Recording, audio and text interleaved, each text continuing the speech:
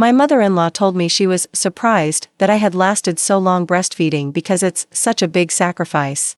That was the moment I realized she's been trying to destroy me from the inside out for the past 10 months. And what happened next made my husband finally see the monster his mother really is. My name is Bridget, I'm 31 years old, and I never thought I'd be the kind of person sharing family drama online. But I need to know if I'm going crazy or if my mother-in-law has been waging psychological warfare against me since the day my son was born. Because after months of subtle jabs and backhanded compliments, I finally snapped, and now the entire family is choosing sides in a war I never wanted to fight. It all started 6 years ago when I met Xander at a coffee shop in Cincinnati. It was one of those perfect autumn mornings where the air smells like cinnamon and possibility. October had always been my favorite month, something about the changing leaves and crisp air made me feel like anything could happen. I was running late for work, frantically trying to order my usual vanilla latte with an extra shot of espresso, when I noticed the guy in front of me struggling with what looked like the contents of an entire office exploding from his messenger bag. He was tall, maybe 6'2", with sandy brown hair that looked like he'd run his fingers through it one too many times that morning. He wore a rumpled button-down shirt and khakis that screamed software engineer, and he was trying to juggle his laptop bag, phone, and wallet all at once. When he dropped his credit card and we both bent down to pick it up, our hands touched, and he gave me this crooked smile that made my stomach do backflips. "I swear I'm usually more coordinated than this," he said, his cheeks turning slightly pink. "It's just been one of those mornings, you know? First my alarm didn't go off, then my car wouldn't start, and now I'm pretty sure I'm about to spill coffee all over myself in front of a beautiful woman." I laughed, partly because he was charming in that awkward, genuine way, and partly because I was surprised he'd called me beautiful when I was wearing my emergency backup outfit, the one I kept at the office for days when I overslept. "Well, if it helps, I'm about to be late for a presentation I'm supposed to be giving in." I checked my phone, 12 minutes. "So we can be disasters together." "Disasters together," he repeated, finally managing to get his card back in his wallet. "I like the sound of that. I'm Xander, by the way." "Bridget," I replied, and when he shook my hand, I felt that spark that people always talk about in romance novels. The one I'd always thought was complete fiction until that moment. We ended up talking for 3 hours that day. I called my boss and claimed car trouble, and he apparently decided that whatever meeting he was late for wasn't nearly as important as sitting in that coffee shop with me. He told me about his job at a startup that was developing educational software, how he'd moved to Cincinnati from Columbus for the opportunity, and how he spent his weekends hiking in Red River Gorge or trying new recipes he found on cooking blogs. "I'm actually a terrible cook," he admitted, stirring his third cup of coffee. "Last week I tried to make beef Wellington and ended up with what can only be described as meat wrapped in sadness. My roommate took one look at it and ordered pizza." I told him about my work as a graphic designer at a small firm downtown, how I'd always loved art but discovered I was better at creating things digitally than with traditional media. I shared stories about my childhood in the suburbs, my obsession with true crime podcasts, and my secret dream of one day illustrating children's books. "You should do it," he said, and the way he said it, like it was obvious, like of course I could achieve my dreams, made me believe it might actually be possible. We exchanged numbers, and our first official date was that weekend. He took me to this hole-in-the-wall Thai restaurant he'd discovered, where the owner knew him by name and the pad Thai was so spicy it made us both cry. But we laughed through the tears, drinking Thai iced tea and talking about everything and nothing. Within a month, we were inseparable. He'd bring me coffee at work when I was pulling late nights on projects. I'd pack him lunches with little notes hidden inside. We explored every hiking trail within a 2-hour radius, spent rainy Sundays binge-watching shows and arguing about plot holes, and slowly fell into the kind of love that feels both exciting and comfortable at the same time. His family lived about an hour away in a suburb called Mason. The first time he took me to meet them, I was so nervous I changed outfits 4 times and made him stop twice on the drive so I could check my teeth for food that wasn't even there. "They're going to love you," he assured me, squeezing my hand as we pulled into the driveway of a large colonial-style house with perfectly manicured lawns. "Just be yourself." His father, Irving, answered the door wearing a Cincinnati Reds apron and immediately pulled me into a bear hug. "So you're the Bridget we've been hearing so much about. Come in, come in. I hope you like ribs because I've been smoking them since dawn." Irving was exactly what you'd expect from a retired high school principal, warm, slightly goofy, with an endless supply of dad jokes and a genuine interest in everyone he met. Within minutes, he was showing me his collection of vintage baseball cards and asking about my family like we'd known each other for years. Xander's younger sister, Fiona, bounded down the stairs like an excited puppy. She was 24, in her last year of nursing school, with the same sandy brown hair as her brother but with purple streaks running through it. "Oh my God, you're real," she exclaimed. "Xander's been talking about you nonstop, but we were starting to think he'd made you up." "Fiona," Xander groaned, but I could see him smiling. "What? It's true. You should have heard him last week. Bridget loves that band too. Bridget made the funniest joke today." "Bridget, okay, that's enough," Xander interrupted, his ears turning red. And then there was Dorothy, Dottie, as she insisted everyone call her. She emerged from the kitchen looking like she'd stepped out of a Southern Living magazine. Her blonde hair was perfectly styled, her makeup flawless despite the heat from cooking, and she wore a dress that probably cost more than my rent. She was beautiful in that intimidating way that made you immediately conscious of every flaw in your own appearance. "So," she said, looking me up and down with a smile that didn't quite reach her eyes, "you're Bridget." "It's so nice to meet you, Mrs. Mitchell," I said, extending my hand. She took it briefly, her handshake limp and cold. "Please, call me Dottie. Everyone does." She turned to Xander. "She's different from your usual type." "Mom," Xander warned. "What?" "I'm just saying she seems more artistic than Melody." "That's not a bad thing." The way she said artistic made it sound like a disease. That should have been my first warning, but I was too focused on making a good impression to really process it. Throughout dinner, Dottie peppered me with questions that felt more like an interrogation than conversation. "So, Bridget, where did you go to school?" "Ohio State," I replied. "I majored in, a state school." "How practical." "Melody went to Vanderbilt, you know. But I'm sure Ohio State is fine for certain careers." "Mom, Bridget graduated summa cum laude," Xander interjected. "Did she? How wonderful," Dottie said in a tone that suggested it was anything but. She asked about my family next. When I mentioned that my parents had divorced when I was 12 and that my mom had remarried, she made this sympathetic face that somehow managed to look condescending. "Oh, how difficult that must have been. Xander comes from such a stable family background. We've always valued commitment in the Mitchell family. Haven't we, Irving?" "Sure have," Irving agreed, though he looked uncomfortable with the direction of the conversation. "It was actually fine," I said, trying to keep my voice light. "My parents are much happier apart, and my stepdad is wonderful. Sometimes staying together isn't the healthiest choice for anyone involved." Dottie's smile tightened. "I suppose that's one way to look at it. Though I've always believed that marriage vows mean something.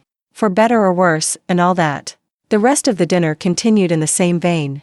Every answer I gave was met with a subtle dig or comparison to the sainted ex-girlfriend Melody. Melody who played classical piano. Melody whose father was a judge. Melody who apparently walked on water and cured cancer in her spare time. But Xander held my hand under the table, and Irving and Fiona went out of their way to make me feel welcome, so I pushed through. On the drive home, I tried to voice my concerns diplomatically. "Your mom seems protective," I said. Xander sighed. "I know she came on strong. She's just not great with change. She and Melody's mom were college roommates, so when we broke up, it was hard for her. But she'll warm up to you, I promise. She just needs time." I believed him because I wanted to believe him. Because I was falling in love with this man who made me laugh until my sides hurt, who looked at me like I hung the moon, who made me feel like I could conquer the world. Over the next 2 years, I bent over backwards trying to win Dottie's approval. I brought homemade desserts to every family dinner, from scratch, including the frosting, "Thank you very much." I remembered everyone's birthdays, sent thoughtful Christmas gifts, offered to help with holiday preparations. I even sat through Dottie's book club meeting once, where she introduced me as Xander's girlfriend. Bless her heart, she tries so hard. The passive-aggressive comments never stopped. When I'd wear a dress, "Oh, how brave of you to wear something so bold." When I'd wear jeans, "I suppose casual is in style now." When I cooked, interesting flavor choices. Very creative. When Xander cooked, "I'm so glad I taught my son to take care of himself." Some wives expect their husbands to do everything these days. But I kept trying because I loved Xander, and he was worth it. He stood up for me when he caught the worst of it, but so many comments flew under his radar. Men don't always pick up on the subtle warfare women wage with perfectly placed words and pointed looks. The proposal happened on our 2-year anniversary. Xander had planned this elaborate dinner at the fanciest restaurant in town, but I got food poisoning from lunch and spent the evening throwing up. He sat on the bathroom floor with me, holding my hair back and bringing me water. "This is so romantic," I groaned between bouts of nausea. "Hey, if I'm going to propose, might as well make it memorable," he said. I sat up so fast I almost hit my head on the toilet. What? He laughed and pulled out a small velvet box. This isn't exactly how I planned it, but Bridget, I love you. I love that you steal all the covers and then complain about being hot. I love that you cry at those Sarah McLachlan commercials every single time. I love that you make me want to be better, to do better, to deserve you. Will you marry me, even though I'm proposing to you on a bathroom floor? Yes, I said, tears streaming down my face. Of course, yes. But if you try to kiss me right now, I will throw up on you. He slipped his grandmother's ring onto my finger, a beautiful vintage piece with a central diamond surrounded by smaller stones in an Art Deco setting. It was perfect, and I didn't care that I was wearing ratty pajamas and probably looked like death warmed over. This was our moment, and it was perfect in its imperfection. We decided to have a small engagement party at his parents' house a month later. I should have known something was off when Dottie insisted on handling all the planning, to take the stress off you, dear. But I was too happy to care, floating on cloud 9 and constantly staring at my ring. The party itself was beautiful. Dottie had outdone herself with the decorations, twinkling lights in the backyard, elegant flower arrangements, a gorgeous cake from the best bakery in town. Friends and family mingled, everyone seemed genuinely happy for us, and I started to think maybe I'd been too hard on my future mother-in-law. Then came time for the toasts. Irving went first, talking about how he'd never seen Xander as happy as he'd been these past 2 years. Fiona made everyone cry with a sweet speech about gaining the sister she'd always wanted. And then Dottie stood up, champagne glass in hand, that perfect smile plastered on her face. When Xander first brought Bridget home, she began, I'll admit I was surprised. She wasn't quite what I expected for my son. But then again, Xander has always had a tendency to, how should I put this, color outside the lines. I felt Xander tense beside me. But love is funny that way, isn't it? She continued. Sometimes it makes us do things we never thought we would. Make choices we never thought we'd make. Lower our standards in ways we never thought possible. The backyard had gone completely silent. I could hear my heart pounding in my ears. So here's to Xander and Bridget, she raised her glass. May their marriage be as strong as his judgment is questionable. She said it with a laugh, like it was all in good fun, but I saw Irving close his eyes in resignation. I saw Fiona's mouth drop open. I saw our friends exchange uncomfortable glances. That's enough, Mom, Xander said quietly, but his voice carried in the silence. Oh honey, I'm just joking, Dottie said. Bridget knows that, don't you, dear? We tease because we love in this family. I forced a smile and nodded because what else could I do? Make a scene at my own engagement party? But inside, something had shifted. This wasn't teasing. This was a declaration of war wrapped in a smile and served with champagne. The rest of the party was awkward, with people trying too hard to act like nothing had happened. Xander spent the evening with his jaw clenched, barely speaking to his mother. Irving apologized to me privately, saying Dottie had been out of line and he'd talked to her. Fiona hugged me and whispered, she's being a witch. Don't let her ruin this for you. In the car on the way home, Xander finally exploded. I can't believe her. I cannot believe she said that. At our engagement party. It's okay, Elite. No, it's not okay. She humiliated you. She humiliated us. He gripped the steering wheel so tightly his knuckles turned white. I'm going to talk to her tomorrow. This stops now. But it didn't stop. It just got sneakier. Wedding planning was a special kind of hell. Every choice I made was wrong in Dottie's eyes. The venue I'd fallen in love with, a restored barn with twinkling lights and rustic charm, was too casual for a Mitchell wedding. The flowers I wanted, wildflowers and baby's breath, were weeds, basically. The photographer whose artistic style I adored was too young and inexperienced. I'm just trying to help, she'd say when Xander confronted her. I've planned many events in my time. I know what works and what doesn't. But if Bridget wants to learn things the hard way. She actually convinced Xander that we should at least look at the country club where she was a member. Just to compare, she said. So we went, and of course, she'd already talked to the event coordinator, who had a whole presentation ready about why their venue was superior. As you can see, the coordinator said, clearly reciting a script Dottie had provided, we can accommodate the traditional Mitchell family wedding standards. The what now? I asked. Oh, didn't Dottie tell you? The coordinator looked confused. The Mitchell family has held all their weddings here for 3 generations. It's quite a tradition. I looked at Xander, who seemed just as surprised as I was.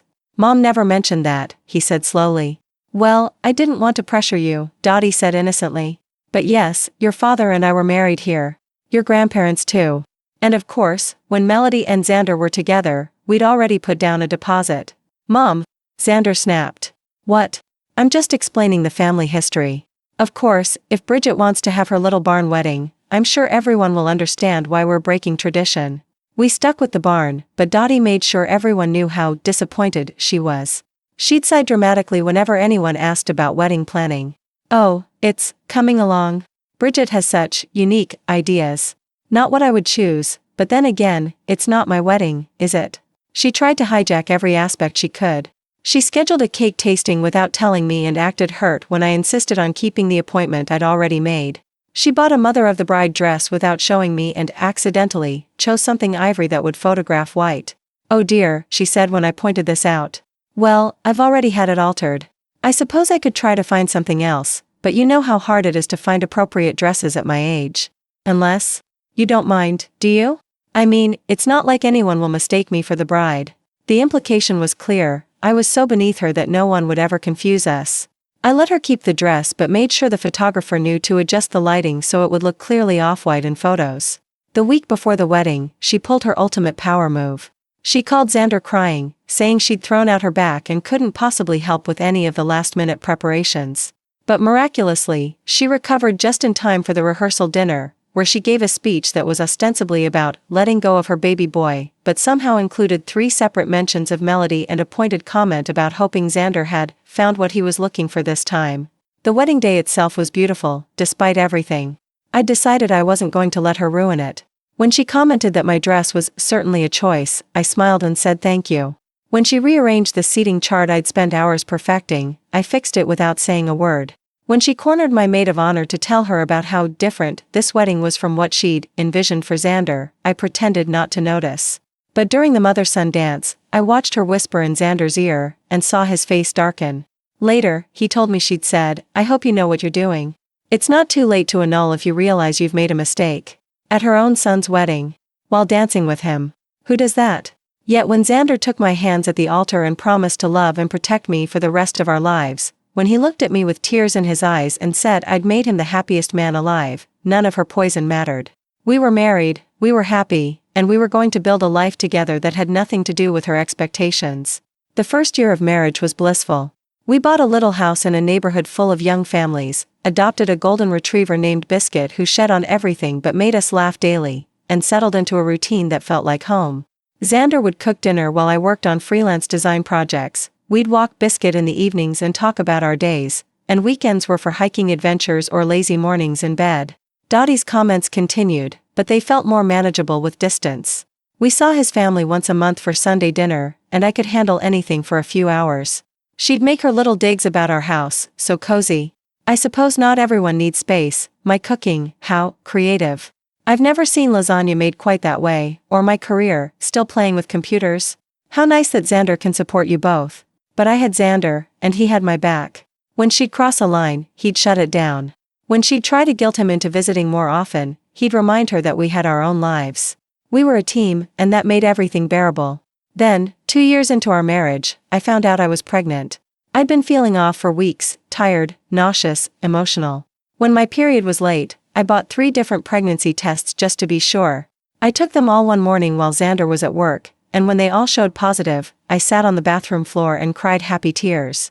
I wanted to tell him in a special way, so I bought a tiny Ohio State onesie, our alma mater, and put it in a gift box with the positive tests. When he got home that night, I handed him the box and tried to keep my face neutral. "What's this for?" he asked, looking confused. "Just open it," I said, practically vibrating with excitement. The look on his face when he saw the contents was everything. His eyes went wide, then filled with tears, then he was pulling me into his arms and spinning me around the kitchen while Biscuit barked in confusion. "We're having a baby," he kept saying. "We're really having a baby?" "We're really having a baby," I confirmed, and then we were both crying and laughing and already arguing about names. We decided to wait until I was past the first trimester to tell our families, but planning how to announce it was almost as exciting as the news itself. For my family, we did a video call where we had Biscuit wear a bandana that said, "Big Brother," and waited for them to notice. My mom screamed so loud she scared the cat, and my stepdad immediately started planning grandpa projects for the nursery. For Xander's family, we decided to do it in person at Sunday dinner. I wore a loose sweater to hide my barely there bump, and we brought a bottle of wine for the table, with a custom label we'd had made that said, "Pairs well with becoming grandparents." Baby Mitchell arriving May 2024. Irving was pouring the wine when he noticed the label. He did a double take, read it again, then let out a whoop that probably scared the neighbors. Are you serious? We're going to be grandparents? Surprise, Xander said, grinning from ear to ear. Irving immediately started crying and pulled us both into a bear hug. Fiona squealed and started talking about how she was going to be the coolest aunt ever and teach the baby all the things we wouldn't want them to know. And Dottie? She sat there for a long moment, staring at the wine bottle like it might bite her. Then she looked up at me with an expression I couldn't quite read. Well, she finally said. I suppose it was bound to happen. You've certainly locked him down now, haven't you? The room went quiet.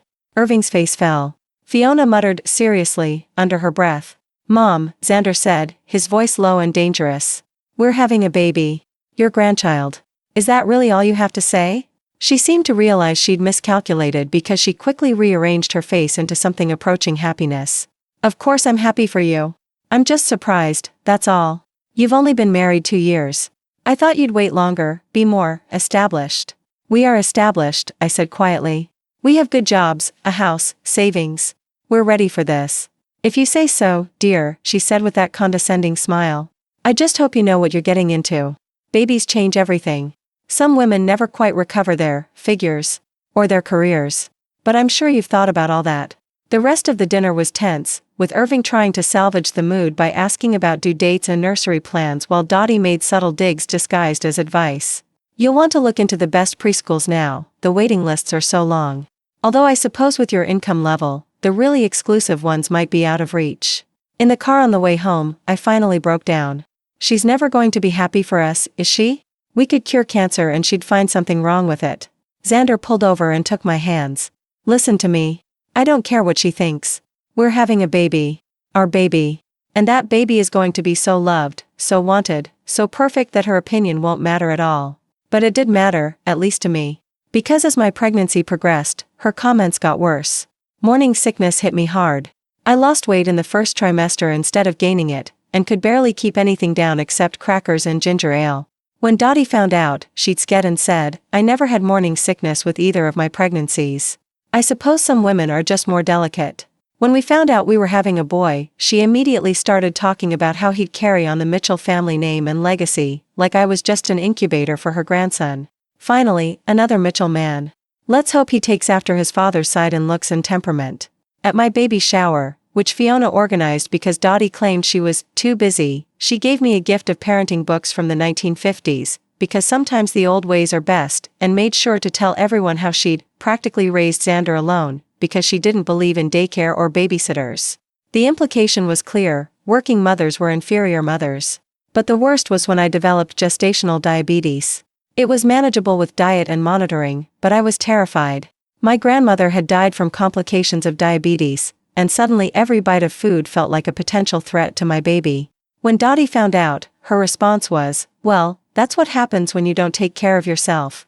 I maintained perfect health through both my pregnancies, but then again, I was very careful about what I ate. Perhaps if you'd been less indulgent. That's not how gestational diabetes works, Xander said through gritted teeth. It has nothing to do with what Bridget ate. If you say so, dear, Dottie replied. I just hope it doesn't affect the baby. These things can have lasting impacts, you know. I spent the rest of the pregnancy terrified that I was somehow hurting our son, despite my doctor's reassurances that everything was under control. Every blood sugar reading felt like a test I could fail. Every ultrasound was preceded by anxiety that something would be wrong. And Dottie's voice was always in my head, telling me I wasn't good enough, wasn't careful enough, wasn't mother enough. Labor started 3 days before my due date. My water broke at 2 a.m., and Xander immediately went into excited panic mode. He'd had the hospital bag packed for weeks, had practiced the route to the hospital multiple times, had a checklist on his phone of everything we needed to do. But in the moment, he forgot everything and just stood there in his boxers saying, it's happening. Oh God, it's really happening. Yes, it's happening, I said, trying not to laugh despite the contractions starting. So maybe put on pants? The drive to the hospital was surreal. The streets were empty, the world quiet except for Xander's nervous chatter and my occasional groans as contractions hit. He held my hand at every red light, telling me how brave I was, how proud he was, how our lives were about to change forever. What followed were 22 hours of the hardest work I'd ever done in my life. Labor is called labor for a reason, it's grueling, exhausting, painful in ways I didn't know were possible. Xander was a rock through it all, letting me squeeze his hand until I thought I might break it, feeding me ice chips, being my advocate with the nurses when I was too tired to speak for myself. My mom arrived around hour 10, having driven through the night to be there. She and Xander took turns coaching me through contractions, walking the halls with me when I couldn't lie still anymore, reminding me that I was strong enough to do this. Dottie showed up around hour 15, perfectly coiffed as always, and immediately started criticizing. The hospital room was too cold. The nurses seemed young. Was I sure I didn't want an epidural? She'd delivered both her children naturally, of course, but not everyone had her pain tolerance. Mom, not now, Xander said firmly. I'm just concerned, she said. Labor shouldn't take this long. When I had you, it was 6 hours start to finish. Maybe if Bridget had stayed in better shape during pregnancy. Get out, Xander said, so quietly I almost didn't hear him over the monitor's beeping. Excuse me? Get out. He stood up, still holding my hand. My wife is in labor. She's in pain. She's doing something incredible, and you're standing there criticizing her. Get out of this room right now, or I will have security remove you. Xander, I'm your mother. And she's my wife. The mother of my child. And right now, she's the only person who matters. Leave. She left in a huff, and I started crying, not from pain, but from relief and love for this man who'd chosen me, who'd stood up for me when I couldn't stand up for myself. 5 hours later, our son was born. 7 pounds, 11 ounces of perfect, screaming baby boy. When they placed him on my chest, still covered in vernix and blood, I felt a love so intense it took my breath away. Xander was crying, I was crying, even the no-nonsense nurse was a little misty-eyed. Hi, baby, I whispered to this tiny person who'd been growing inside me for 9 months. I'm your mama. I've been waiting for you. We named him Liam, after my grandfather who'd passed away the year before. Liam James Mitchell, with his father's nose and my eyes and a full head of dark hair that the nurses couldn't stop cooing over. Those first few days in the hospital were a blur of firsts. First feeding, first diaper change, first night of trying to figure out why he was crying. Breastfeeding was brutal from the start. Despite what all the classes had said about it being natural, there was nothing easy about it. Liam had a shallow latch that left me in tears every time he fed. The lactation consultant tried to help, showing me different positions and techniques, but nothing seemed to work quite right. It'll get easier, she assured me. The first 2 weeks are the hardest. If you can make it through that, you can make it through anything. Dottie visited again the day we were supposed to go home. She swept in with flowers and immediately went for the baby, barely acknowledging me lying in the hospital bed, exhausted and sore and overwhelmed. He looks just like Xander did as a baby, she announced. Thank goodness he got the Mitchell genes. Strong features. Good bone structure. Nothing like. She glanced at me and didn't finish the sentence, but the implication was clear. Mom, Xander warned. What? I'm complimenting my grandson. Surely Bridget doesn't mind that I think he's handsome. She was holding Liam now, and something about the possessive way she looked at him made my skin crawl. Of course not, I said, too tired to fight. Are you planning to breastfeed? She asked, even though she could clearly see the breast pump on my bedside table. Yes, I said. We're working on it. She made a humming noise. How ambitious. I tried with Xander but switched to formula after a week. It's just so demanding. Some women simply aren't built for it. No shame in formula feeding, you know. Might be easier for everyone. Bridget's doing great, Xander said firmly. The lactation consultant said lots of babies have trouble at first. If you say so, Dottie said. I just wouldn't want her to put too much pressure on herself. Motherhood is hard enough without setting yourself up for failure. Setting myself up for failure. Those words echoed in my head for weeks afterward. Going home was terrifying. In the hospital, there were nurses to help, to answer questions, to reassure us that we weren't doing everything wrong. At home, it was just us and this tiny human who depended on us for everything. The first week was survival mode. Liam wanted to eat every 2 hours around the clock, and each feeding was a battle. He'd latch wrong, I'd have to break the latch and try again, he'd get frustrated and cry, I'd cry too. My nipples were cracked and bleeding. I dreaded each feeding, watching the clock and feeling my anxiety rise as the next one approached. We can supplement with formula, Xander suggested gently one night when I was sobbing through yet another painful feeding. There's no shame in that. But all I could hear was Dottie's voice, some women simply aren't built for it. So I persevered, determined to prove her wrong. 2 weeks in, I developed mastitis. The fever hit suddenly, making me shake with chills while my left breast turned red and hard as a rock. Xander rushed me to urgent care, where they prescribed antibiotics and told me to keep nursing through the pain. Breastfeeding is supposed to be beautiful and natural, I told the doctor, laughing bitterly. No one tells you it can literally make you sick. It gets easier, she assured me. Most women who make it past the first month find it becomes second nature. But if you need to stop for your mental or physical health, that's okay too. But stopping felt like failing, like proving Dottie right.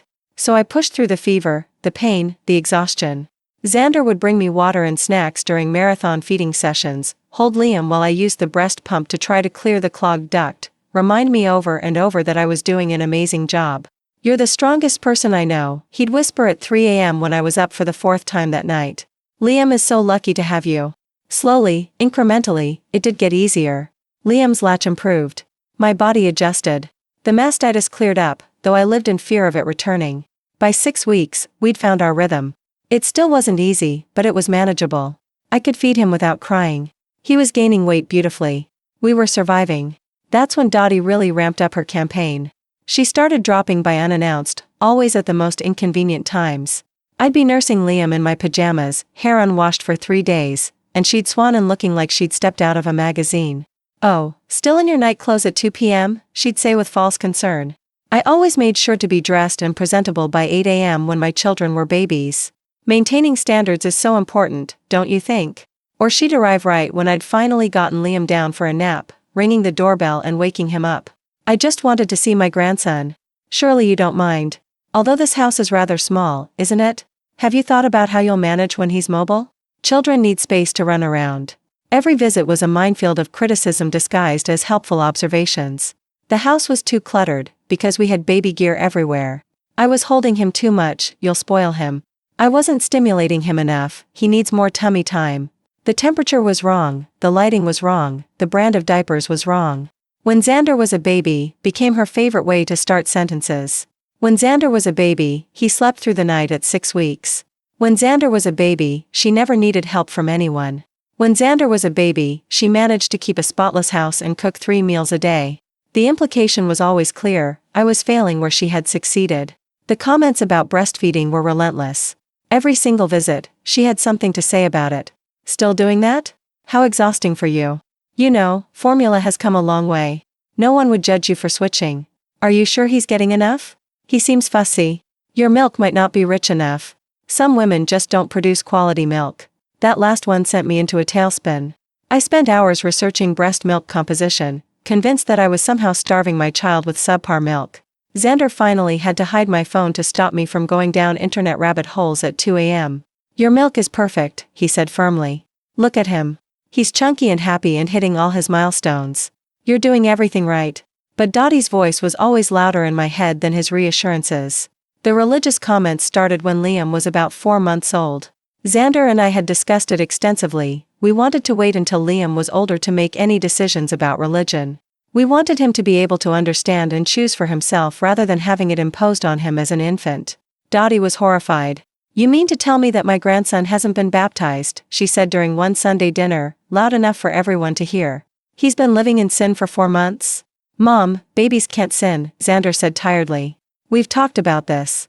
I don't understand what's happened to you, she said, shaking her head. You were raised in the church. You know how important this is. How can you deny your son the protection of baptism? We're not denying him anything, I said, trying to keep my voice calm. We're giving him the chance to make his own choices when he's old enough to understand them. She turned to me with that sharp look that always made me feel like a bug under a microscope. This is your influence, isn't it? Xander would never have made this choice on his own. You've changed him.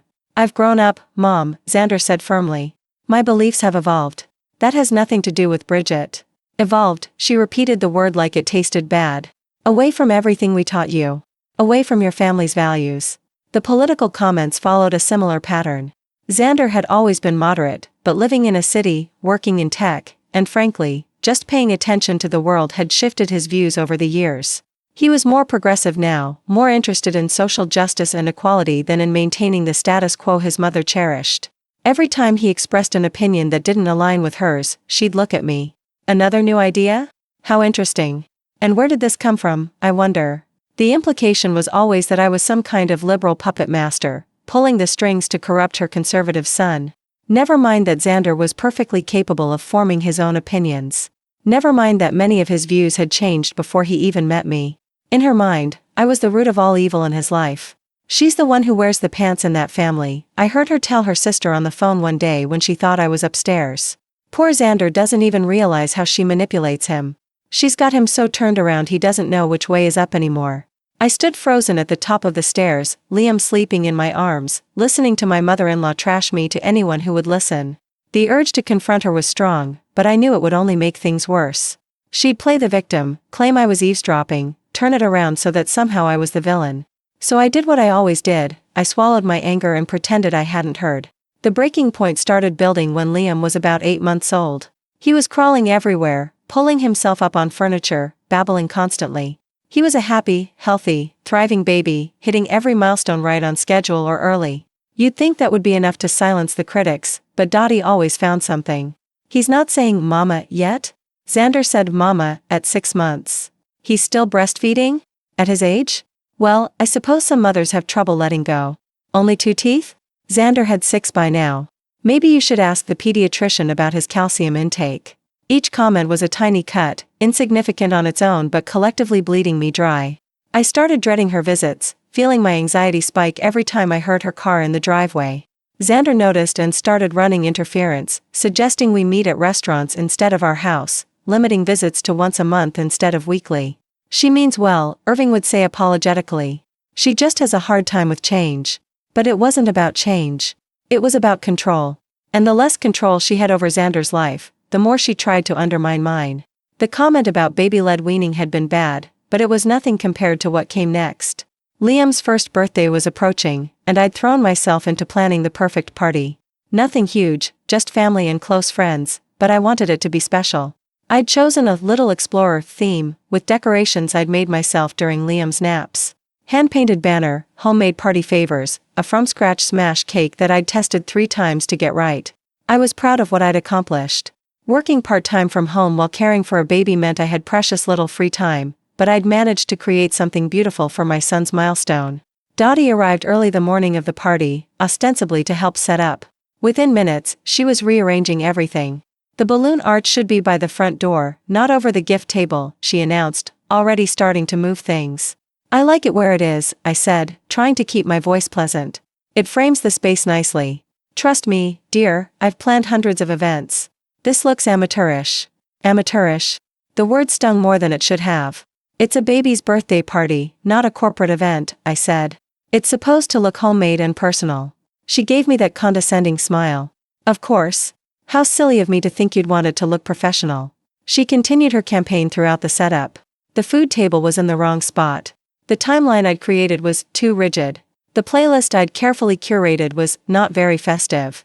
By the time guests started arriving, I was grinding my teeth and reminding myself that this was Liam's day, not hers. The party itself went beautifully, despite her meddling. Liam was in his element, crawling from person to person, charming everyone with his gummy smile. When we brought out the smash cake, he dove in with both hands, covering himself in frosting and giggling with pure joy. Everyone was taking pictures, laughing, celebrating this little person who'd brought so much happiness into our lives. That's when I noticed Dottie watching me nurse Liam afterward.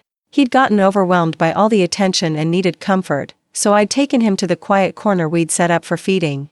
She stood in the doorway, that calculating look on her face, and I knew she was about to say something that would ruin my day. Still doing that, she said, loud enough for several people to hear. I'm surprised you made it this far. It's such a sacrifice.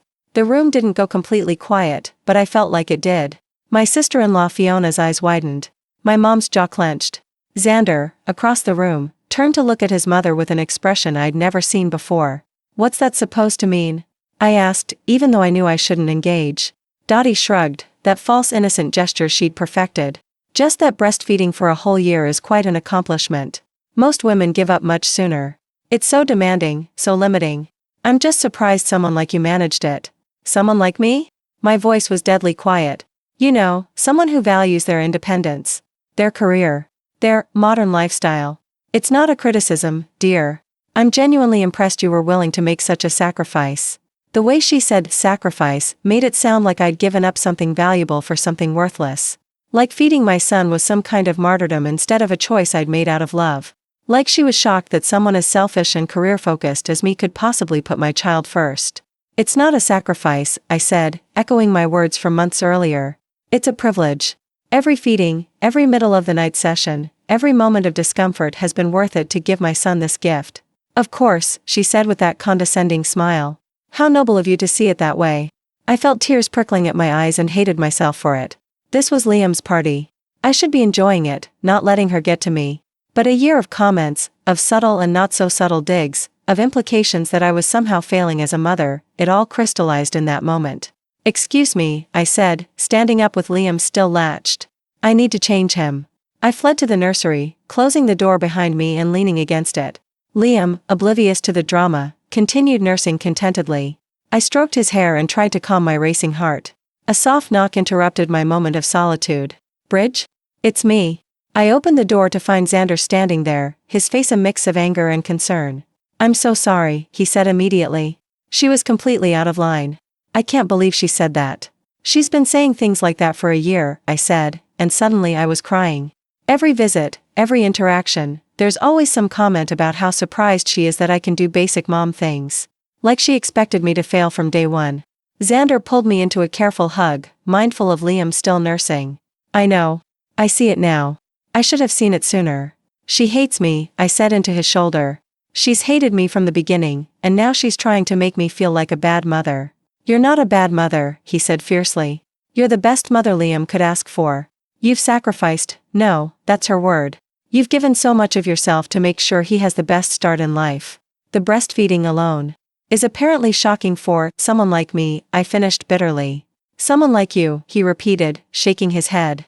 Someone strong, dedicated, loving, selfless. Yeah, I guess it would be shocking to her. She can't imagine putting someone else's needs so completely before her own. We stayed in the nursery until I'd calmed down and Liam had finished eating. When we emerged, the party was still in full swing, but I noticed Dottie was nowhere to be seen. Where's your mom? I asked Xander. Gone, he said simply. I told her to leave. Xander. It's Liam's birthday party. And she was ruining it for you. For us. He took my hand. I told her that until she can treat you with respect, she's not welcome in our home. I should have felt relieved, but instead, I felt guilty. She's going to blame me for this. Let her, he said. I'm done watching her chip away at you. I'm done pretending her behavior is acceptable. She made her choice. The rest of the party was actually enjoyable. Without Dottie's hovering presence and judgment, I could relax and be present for Liam's big day. My mom helped clean up afterward, muttering under her breath about that woman and telling me I had the patience of a saint. I would have snapped a long time ago, she said, wrapping up leftover cake. The fact that you've been dealing with this for years. I wanted Liam to have a relationship with his grandmother, I said. I thought if I just tried hard enough, proved myself enough, she'd eventually accept me. Honey, that woman decided who you were the moment Xander introduced you as someone other than the precious Melody. Nothing you did was ever going to be good enough. She was right, of course. But it still hurt. The next few days were tense. Dottie called Xander repeatedly, leaving increasingly dramatic voicemails about how he was breaking her heart, how I'd poisoned him against her, how she was just trying to help and didn't understand why everyone was attacking her. Irving called to apologize again, sounding tired. She's struggling with this. She doesn't understand why Xander is taking such a hard line. Because she insulted my wife at our son's birthday party, Xander said simply. Because she's been insulting her for years and I've let it go on too long. She doesn't see it that way, Irving said. In her mind, she's just been expressing concern. Then she needs to examine her mind, Xander replied. Because her concern is destroying my family. Fiona texted me privately, good for Xander for finally standing up to her. She's been a nightmare to you and everyone knows it. Team Bridget forever. But even with the support, I felt unsettled. Was I overreacting? Was one comment about being surprised really worth this family rift? I found myself replaying the interaction over and over, analyzing every word, every tone, every facial expression. That's when I realized the insidious nature of Dottie's warfare. Each individual comment could be explained away, rationalized, excused. It was the pattern that was the problem. Death by 1,000 paper cuts, each one designed to make me doubt myself just a little bit more. A week passed with no contact. Then Dottie showed up at our door on a Tuesday morning when she knew Xander would be at work.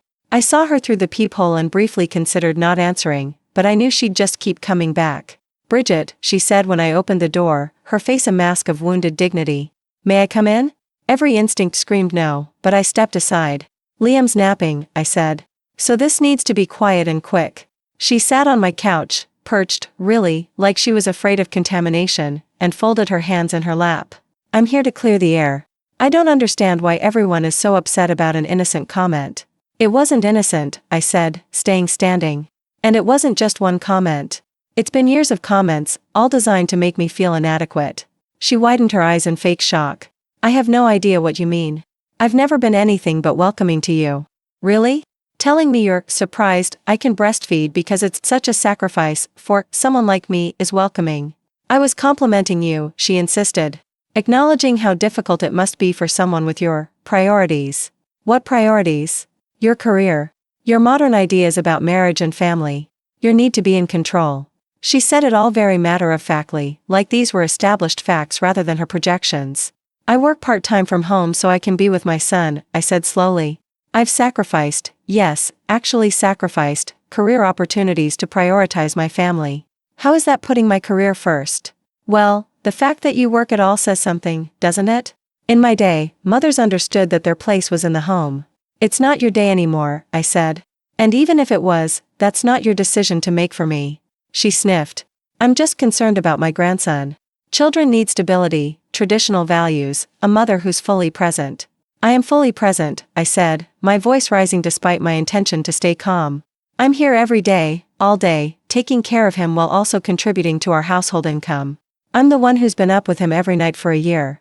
I'm the one who's fed him from my own body despite pain and illness and exhaustion. How much more present can I be?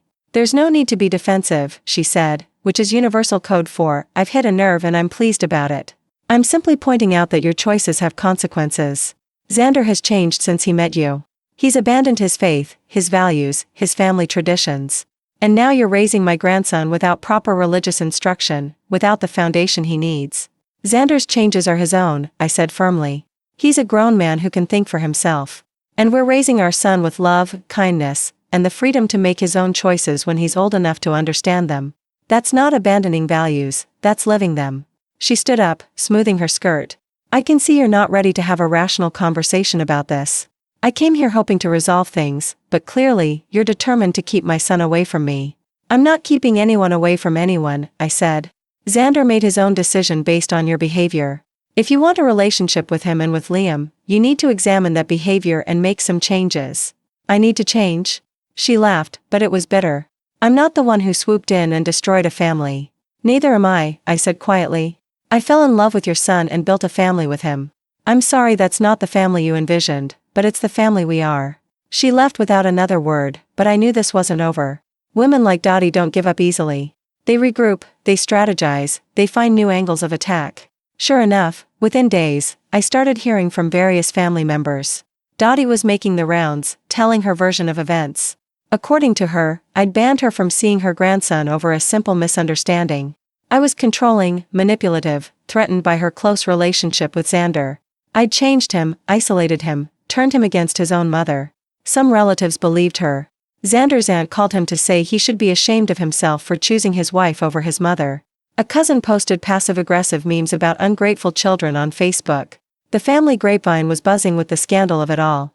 But others saw through it. Irving, despite his general policy of not getting involved, told anyone who asked that Dottie had been out of line for years.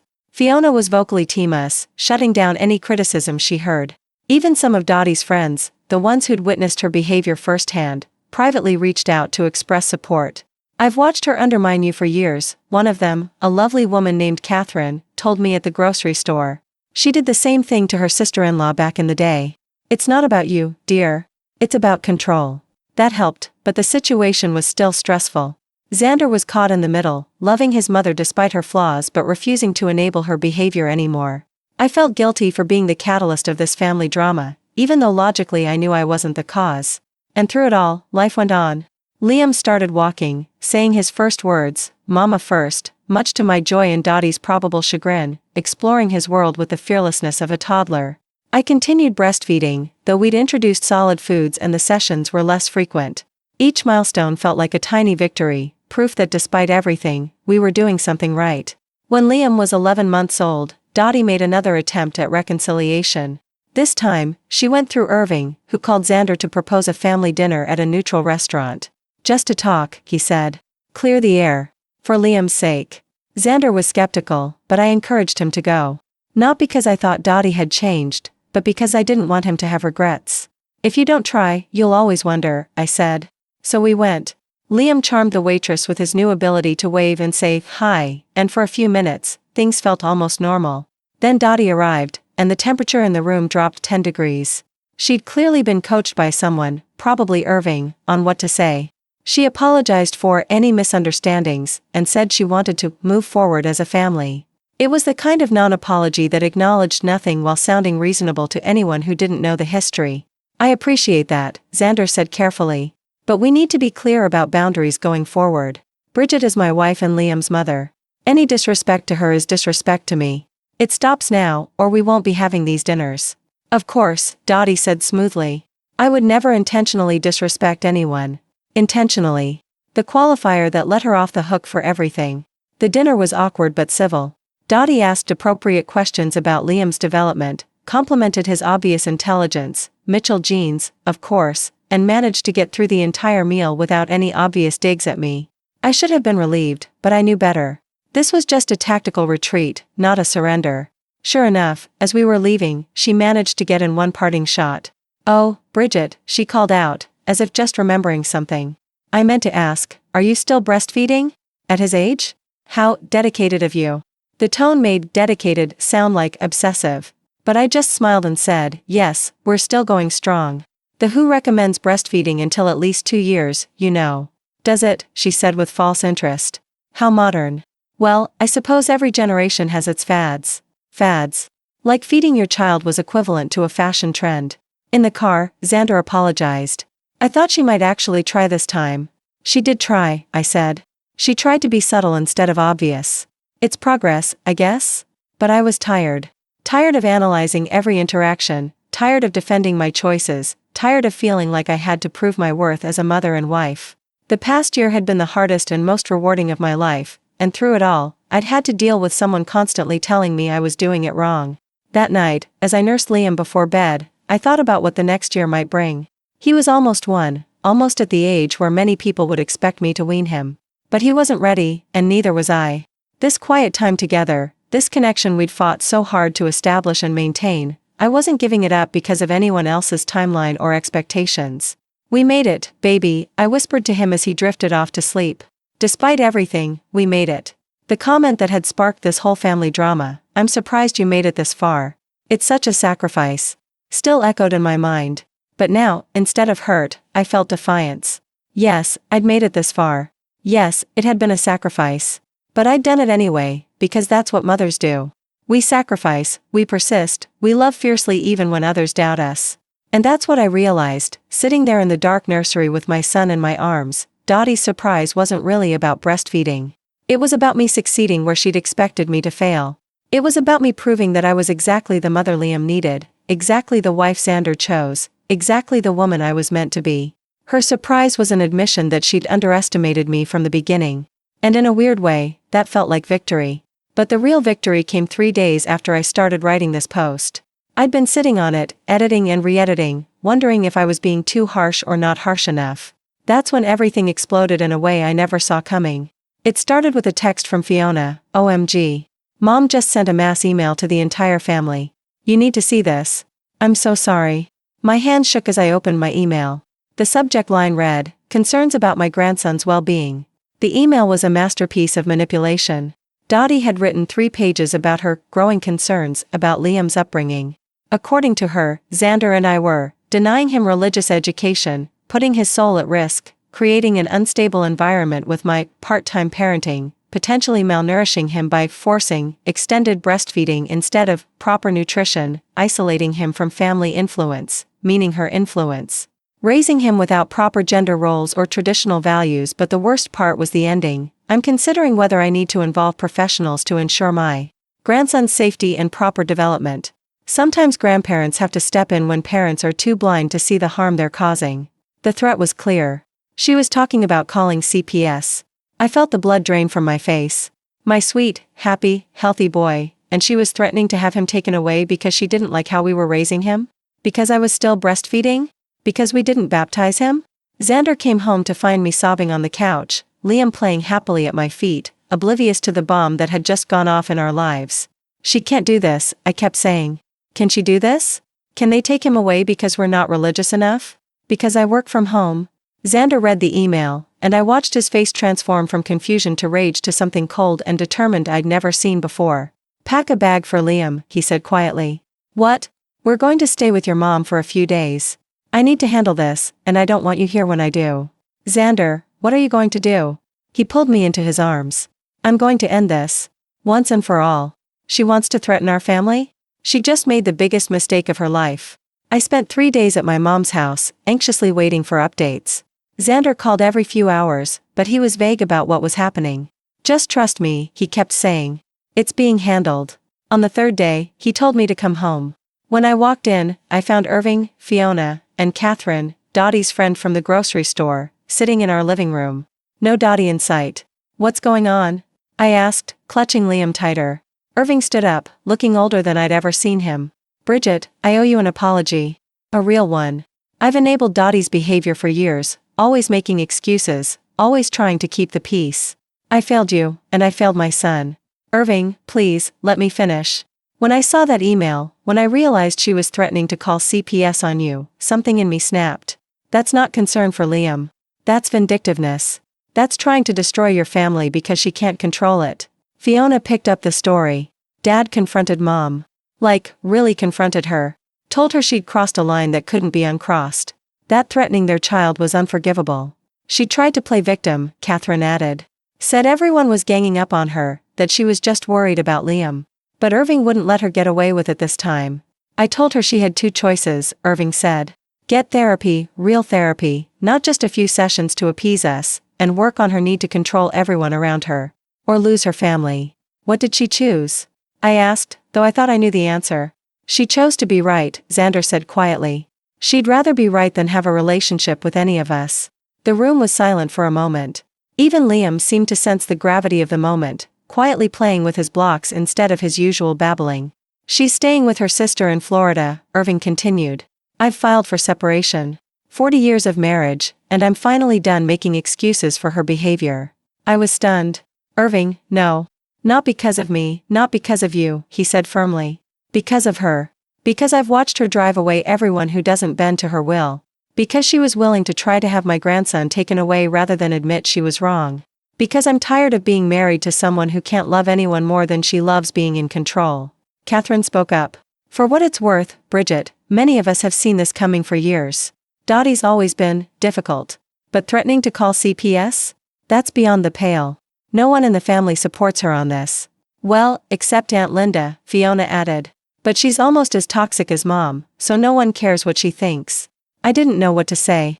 In trying to destroy my family, Dottie had destroyed her own. What happens now? I asked. Now, we move forward, Xander said. Without her. Without the constant criticism and judgment and threats.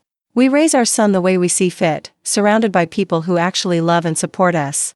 And you get grandpa time without the side of emotional manipulation, Irving added, trying for levity. If you'll have me. Of course we'll have you, I said, tears in my eyes. You're Liam's grandpa. That doesn't change. Over the next few weeks, the dust settled.